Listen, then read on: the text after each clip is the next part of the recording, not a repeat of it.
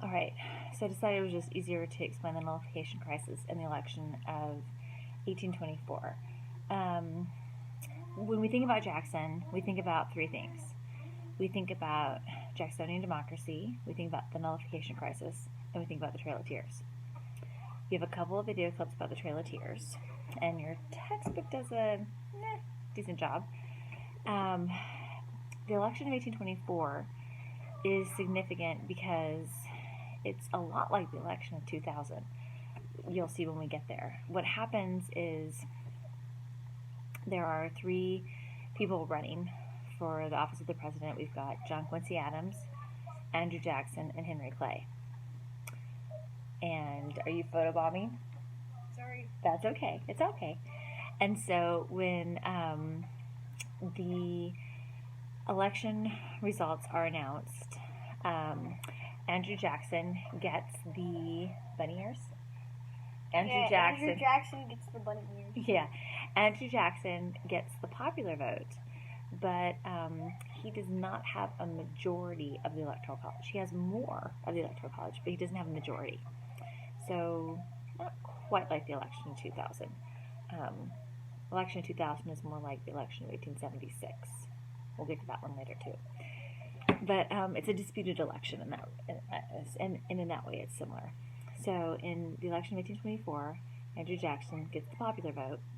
He gets more of the Electoral College, but he doesn't get the majority in the Electoral College. So because he doesn't get the majority in the Electoral College, it goes to a committee.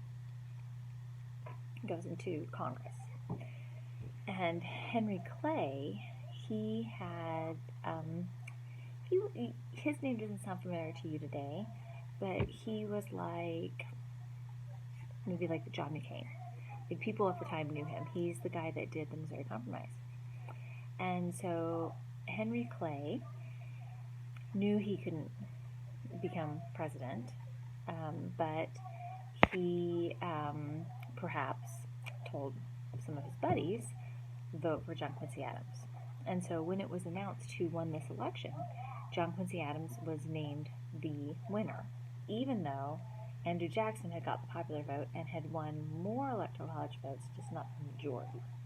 And so Jackson and his followers claimed that there had been a corrupt bargain, and they formed their own political party, and this party was the Democratic Party. So this is the other reason Jackson, this election in 1824 is significant, is because we associate with the creation of the Democratic Party. Now the nullification crisis, what happens here is Southerners are purchasing a lot of their goods from outside the United States, from England. You know, they're getting their nice, and in France, you know, they're getting their nice rugs and draperies and what have you from France. Meanwhile, in the North, we're making these things, so Northerners like, why aren't you buying this from us? So taxes are placed on a lot of the luxury goods that Southerners are purchasing. And Southerners say, we're going to nullify those taxes. We aren't going to pay this. We're going to nullify it. We're going to declare those null and void. And when they do this, Jackson says, oh, no, you aren't. Jackson says, you have to pay those taxes. I'll enforce those taxes. In fact, I'm the commander-in-chief. I can send down the military and make sure that you pay those taxes. And of course, this is a great irony because Jackson was very kind of like hands-off government, didn't like big government. This is the great irony of putting Jackson on the 20. He didn't believe in a national bank, so it's a little ironic that we put Jackson on the $20 bill. But Jackson, again, kind of ironic, hands-off government, says, I'll send down the military, we'll enforce those taxes. Meanwhile, Southerners say, we're going to declare those taxes null and void. And so what ends up happening is Jackson doesn't have to send down the troops, but it's a lesson to Southerners that the executive branch can be a strong branch, and they haven't really seen that before, and that's going to be significant later when we get to the election of 1860 and Abraham Lincoln is elected. They'll see the importance of strong presidents. And so this is one reason the nullification crisis matters, is Jackson shows that the executive branch can be a strong branch. The other reason the executive branch, or the other reason the nullification crisis matters, is because Southerners fear, if Congress can legislate on things like taxes and kind of throw their weight around in this way, could they also legislate on slavery? So it gets Southerners thinking about like the power also of the legislative branch.